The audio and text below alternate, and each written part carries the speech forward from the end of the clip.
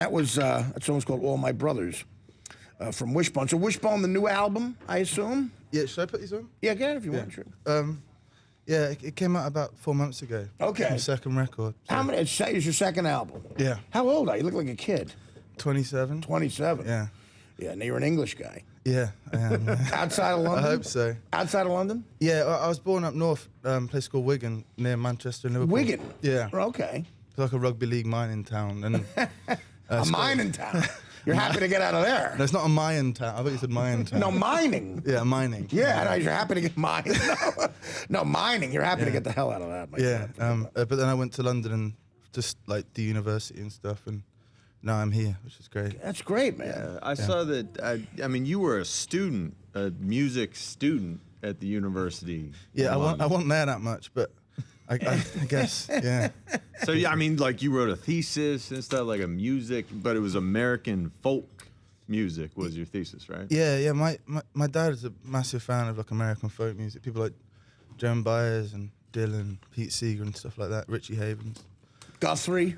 Yeah. And so I was brought up with all that kind of stuff. So my course was actually in sound for film, and I took the piss out of it. I wrote it about American folk music, and somehow it fitted in. You took a piss. Yeah, took the piss. Yeah.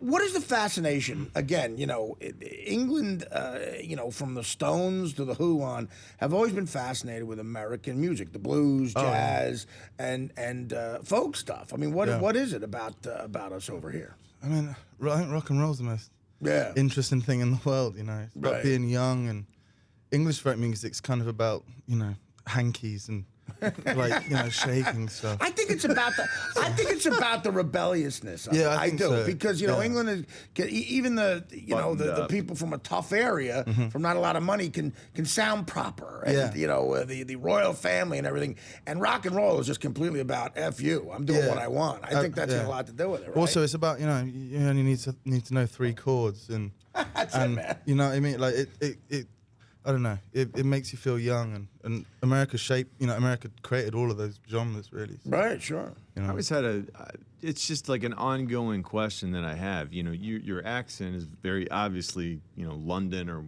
British. Yeah. But you don't sing with the British accent. Why is there no singing accent? Well, Mumford & Sons do, I think. Who? Yeah, Mumford & Sons, I think. But sing with slight. I mean, but then you look at U2, they're from Ireland. There's no accent. You got bands from Australia. There's no accent. You are right on top of it with this question. I'll tell you.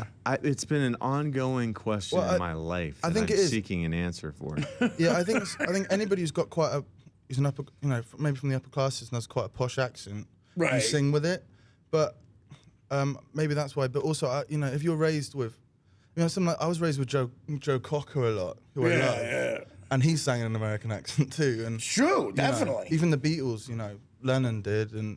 It's just what you hear, all that great music, Chuck Berry and everybody else. They sing like that, so you copy it. I think. Sometimes if the song is slow enough, like Elton John, sometimes you could tell it's English, But I guess again, but that's rock and roll. If you're going to do it that way, I mean that's what you sound like. The American accent is more kind of rough around the edges, I think, and it fits it better. Oh, definitely. You know what I mean? The English collar. Accent, the English, even though there are lots of obviously blue collar accents, but the general English one, it's quite proper. I always said this, like tough people from tough neighborhoods or tough people from England, I would never mess with because they'll kick your ass. But but I've always made this observation. Yeah. I feel sorry for them because even when you're from a tough neighborhood, you sound like a wuss. Yeah, you do. I'm gonna kick your ass. Like here, I'm gonna kick your ass. Like, America, we sound tough. Yeah. You guys sound like, I could kick your ass, and then you end up beating the hell out of us. You all sound like you sound like Kate Middleton. Yeah, and I'm not sure I would kick anybody's ass, but there's people out there who would definitely do it to you. But your voice, your singing wise, is really tough sounding. I mean, it's like that's just being English, being in a pub since I was 6. Right. That was mining sort of town. whiskey and cigars and stuff. A mining town pub. You got to. Yeah, mining town pub. Yeah, Hey, chewing on coal. I want to say this. This is a little awkward, but we give all the bands access to the green room back there, and you have access to everything in our bills. Now, who ordered the film Deviant Sexy Women back there? Oh, that wasn't me, but we have your $5. It was actually Yeah, three, someone caught It was that. actually $3, so you owe me $2. All right, I'm gonna go with the drummer. Deviant Sexy Women. It was Rob Dwyer, the guitar player. His dad's a massive fan of the show, and he's watching right now. What is that? What is Deviant Sexy Women? I don't know. Keep the fin, and we'll call it even. All right. No, but what is it? That's a series, Deviant Sexy Women? I mean, I don't know. You have to ask Rob Dwyer about Rob, it. who's No. Rob? Where is he? Rob's the one with the pretty one with the guitar. What are you doing, man? You trying to get us in trouble? I was just in the mood, man.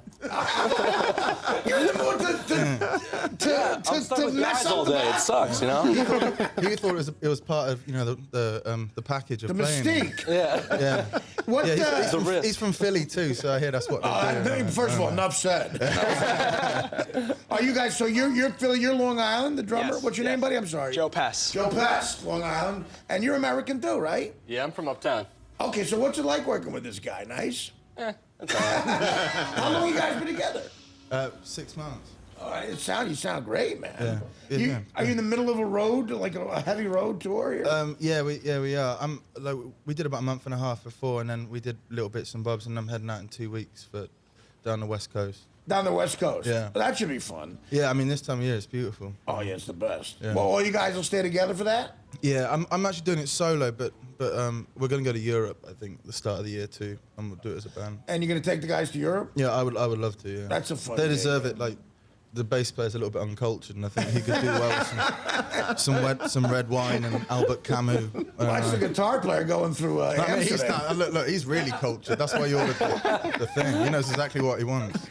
Well, how do we find you guys? Facebook, Twitter, all that stuff. How do we do that? Yeah, Bobby Long? yeah, it's just Bobby Long Facebook, music Bobby Long Twitter. Do you tweet a lot? I mean, I find I don't like imposing myself. It's Maybe that's annoying, the right? English side of me, but yeah, I do.